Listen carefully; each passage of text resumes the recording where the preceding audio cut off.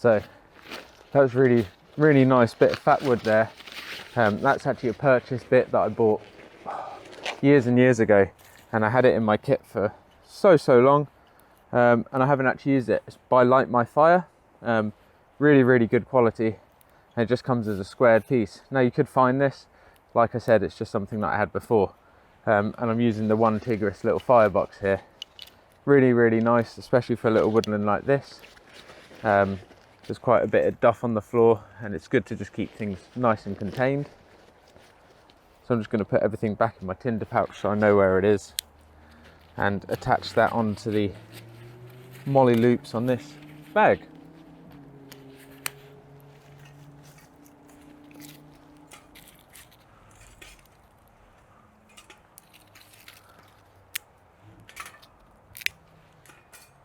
Now this is actually one of the reasons I wanted to come out today, was to discuss this bag. It's actually become one of my really fast favourites, and it's not obviously just because I'm kind of working with Helikon-Tex in that respect. It actually is just an awesome bag. I've been looking for something like this for ages, and I have got like a wax canvas Brown's Bushcraft kind of little satchel, which is again awesome, and it just packs down into your pocket. Really good for tinder collection, carrying that extra bit of gear. But what draws this out is just, number one, its size. I guess its durability. It's made out of nylon Cordura fabric, so really good. And it's covered in molly webbing straps, which means I can attach things like my tinder bag, my first aid kit. It's 17 meters in capacity, which is absolutely awesome. And it has a myriad of different pockets in it. A big zipper at the front here. A big main compartment with 2 bottle pouches in it. And then also it has these really awesome kind of little concealed knife/saw holders. One with a pocket at the bottom. And on the other side, you can see me demonstrating the axe, which goes all the way through, and it allows you to cinch it up. Now it's just a really nice satchel kind of style bag. And you know, messenger kind of style bag, and like I said, it's about 17 litres, and it's made by Helikon-Tex. Loads of different colours available, and I really in particular love this kind of combination of the brown and the kind of earthy kind of tone. Like I said, I've actually put on here, through the molly attachment point, a medical kit. It's something I've been working on for a little while. So this is mainly a cuts kit. It's got kind of general health and safety kind of things in there, like antibacterial wipe, little wipes, hand warmers just in case. I've got iodine cotton buds, which are really good, and also disinfectant ones. I've got loads of bandages, scissors, tapes, wipes, liquid glues, antiseptic wipes, everything like that in there, and it's a really good kit. So in here at the moment, I've got my frying pan, for example. I've got my food, which I'm going to cook up just very shortly. I've just got a few bits of bacon and some bread and butter. And I've got my knife. Got my clean canteen in this interior pocket, which I'll show you in a second. And I have my stove. I have a little muffin or a maple syrup bun, which is a MRE, which I'll probably warm up if I feel like I need a snack. And I've got some of my camera bits in there, like my drone. So really good. And this holds enough space, like I said, 17 litres for a day trip like this. And if you didn't have the drone and camera equipment, you could have even more in there. I didn't opt for a tarp because it's such a beautiful day today. But yeah, I thought I'd just share that. That's the Helikon-Tex Bushcraft Satchel. I really love it. It's got a detachable strap as well, so if you did want it just as a little bag, you so can do. And yeah, really good, really quite cheap as well, about £49. So yeah, I don't think you can really go too wrong with it if you're looking for a satchel of that style. But I think it calls to start cooking up this bacon. I'm really excited, getting a little bit hungry. That was a nice walk in. It was nice to drive the truck through some kind of green lanes to get here. And yeah, just enjoying the morning as is. always having a bushcraft breakfast with you guys. And I've got my little catapult, which I want to talk a little bit later about, just to have a little plink around and yeah, just enjoy my time out here.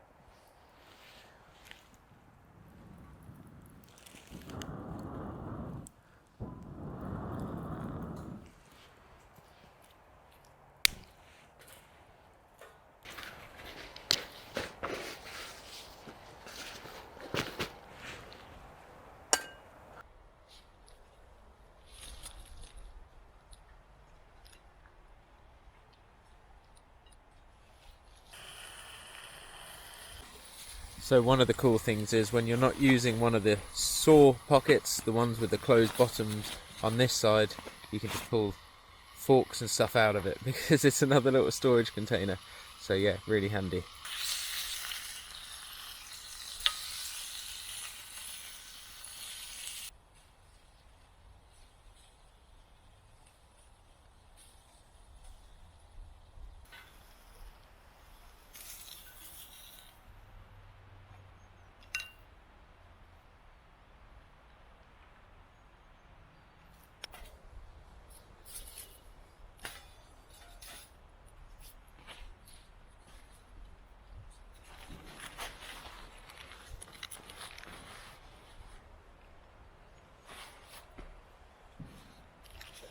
So I've actually got these little MRE ketchups that Ellie got me for Christmas. They came in some little ration packs, and I got absolutely hundreds of them. So I'm just going to be using them up on camps. I'm going to be doing an MRE camp soon as well, so that would be really cool.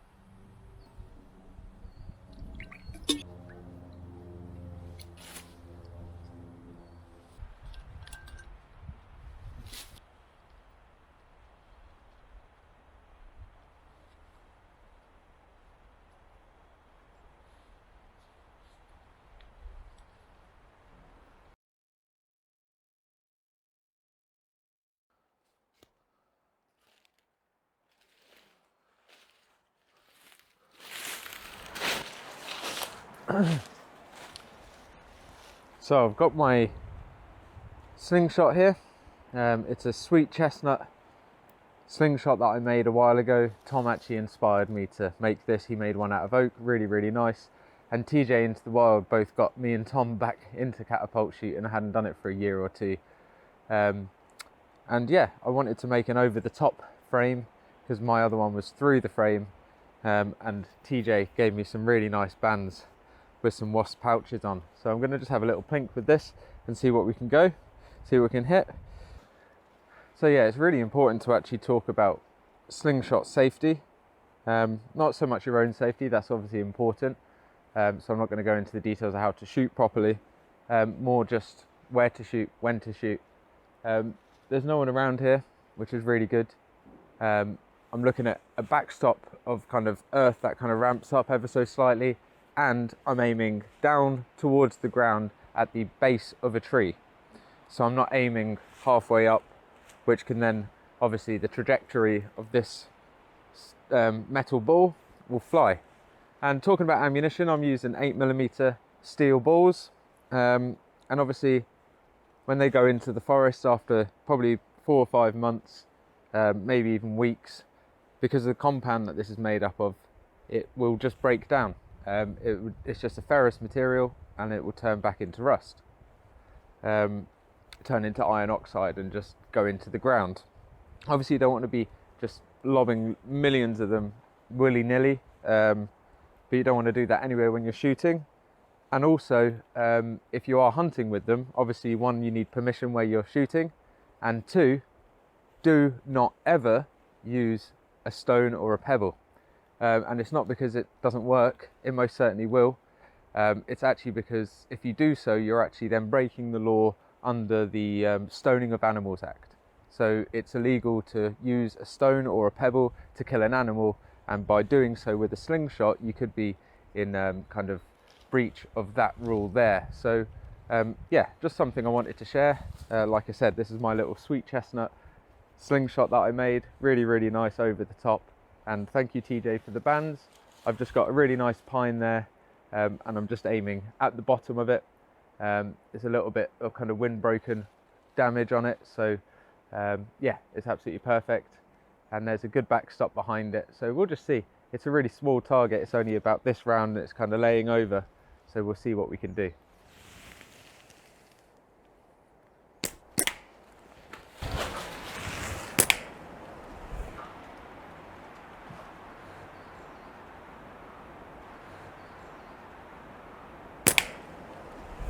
So this is the slingshot that I've made. I've just glued some leather onto the handle that I've gone all the way around, kind of like a hockey grip.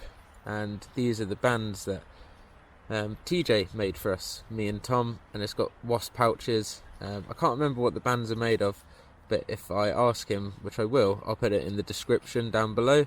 But they're really good. Now I've just been having a few little shots into some kind of dead pine wood. And yeah, really enjoyed just having a little plink. It's good to target practice, but like I said, definitely make sure there's no one behind there, and make sure you're not using stones if you are hunting with one of these. My intention is to do a bit of hunting on some landowner permission that I've got, so yeah, just really enjoyed using this. And again, like I said, that was sweet chestnut. There was a nice forked branch which I cut into a plank, and then I made an over the top slingshot.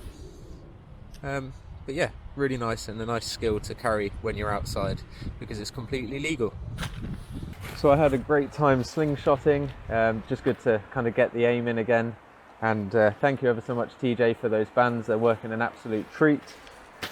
The bacon was really tasty, and I hope you guys enjoyed seeing a little bit about this bag. On longer expeditions, I actually do use this mainly for my food and camera equipment. But you know, if you didn't, like I said, if you didn't have the camera equipment, it could just solely be for food. It could be for lighter gear like tarps and mats, sleeping bag maybe. There's just loads of uses, and as a day satchel, you can't really go too far wrong. The firebox is now completely out and lovely and cold, so I can scatter those ashes and easily dismantle this. And then, yeah, it'll be really good to get back out, have a little walk through this woodland, see what I can see. I saw those squirrel little feeding stations and some deer droppings on the way in, so it'd be nice to see if I can spot some of those just running around. But I'm gonna head off, get back to my truck and take a little drive and get back and edit this up for you guys. So until then, stay safe, and I'll see you soon, Nomads.